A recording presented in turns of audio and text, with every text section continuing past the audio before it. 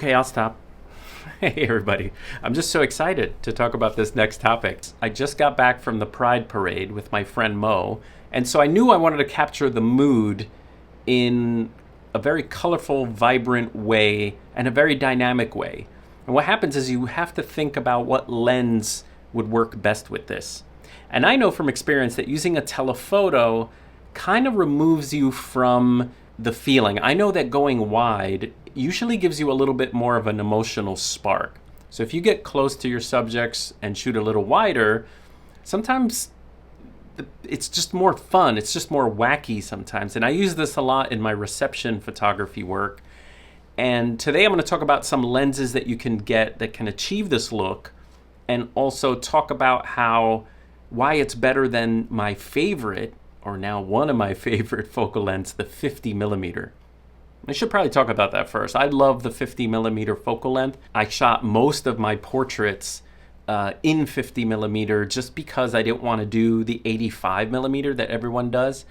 I always wanted to show a little bit of the scene, a little bit of the background, and shooting 50 millimeters at 1.4, I just love the look of it. But 50 millimeters in this setting, like a parade setting where there's a lot of people and people are close up, can be a little limiting.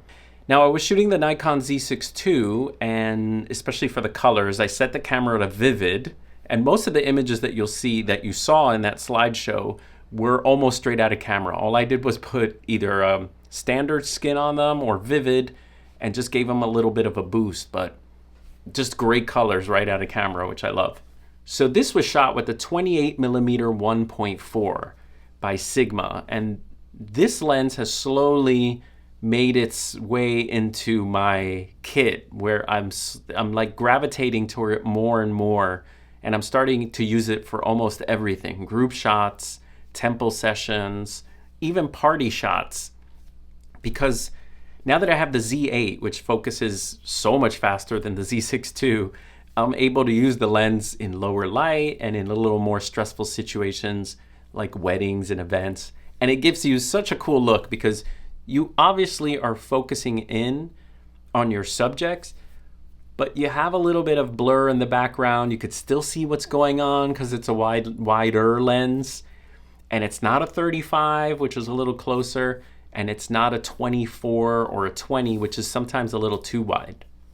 Now, there's other lenses that can achieve this look that I have used. The first one being the 20 millimeter 1.8 from Sony. And that lens is so fun to shoot, like I said, party shots and close-up shots of people with bokeh in the background. I'm using the 20 millimeter 1.8 right now at 1.8, so I'll show you. If you take a picture of a person, hi, close up, you can see that the background is very blurred. Even my computer is pretty blurred here. And it helps isolate that one person that you're photographing. The one issue is that it's a little too wide sometimes. And so if I'm shooting people that could be a little distorted, I find when I when I shoot with the 20 for receptions, you know, I'm shooting like party and dynamic things, but people will tap me on the shoulder and be like, "Can you take our picture?" And in my mind, I'm already thinking, I'm going to have to crop this later, always. And so you do have to crop a lot if you shoot with the 20. If you have an APS-C camera, a 16 millimeter 1.4 or an 18 millimeter 1.4 will achieve this look. So Sigma makes a 16 millimeter 1.4 for all the mounts. So if you have an APS-C camera, check that out. That's a very popular lens for video as well. Then I saw this little pup here, which was great. And, you know, there's people behind him, but they're completely blurry. Like, you don't really notice the people because you just see the dog with the little pride flag bandana on him. And you could see his hind legs are completely blurry. And then I was attacked, people. I was attacked by this puppy. He just wanted to smell my lens, and luckily, he didn't lick it. Now, just like with any prime, you have to kind of compose with your feet. So the one on the left, it was easy, because I just got to sort of frame everything up and take my time and shoot the flag like I wanted to with the window, and it's what I wanted. But the woman on the right, I couldn't back up any further, but I wanted to get a shot of her. I realized while I was shooting that I was chopping her feet off. So maybe the 20 millimeter would have been better, but that's always the dilemma, right, with the prime. I had packed a 24-70 f4, but you lose that character. You lose that 1.4 wide character, of course. So there's definitely a trade-off sometimes. This is the 50. So the 50 can isolate, of course. Everyone behind her is blurry, but again, it doesn't have that dynamic look like this one versus this one here. So this one is a 28 millimeter, a little wide, a little bit more emotional fun. If I look at those two side by side, I kind of like the 28 millimeter 1.4 a little better. All right, in this image, this woman was wearing a very cool, interesting shirt. So I wanted to take a photograph from her, but this is a crop. And sometimes that's another trade-off, is you can't run up fast enough. And so if you pick a prime, you got to stick with that prime when there's moments happening around you. By the way, if you're a Z6 II owner, the focus mode I was using was just a wide center focus mode with IAF.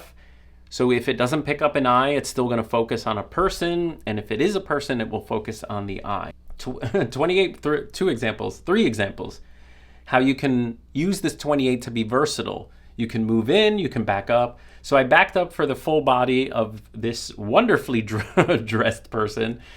And then he did a cool little pose. So I sort of went in a little further to get the, kind of this waist up shot. And then his shoe, very close. So very close up at 1.4, and you get very nice bokeh, very separation. But it's still wide. It has like a cool look as opposed to filling the frame.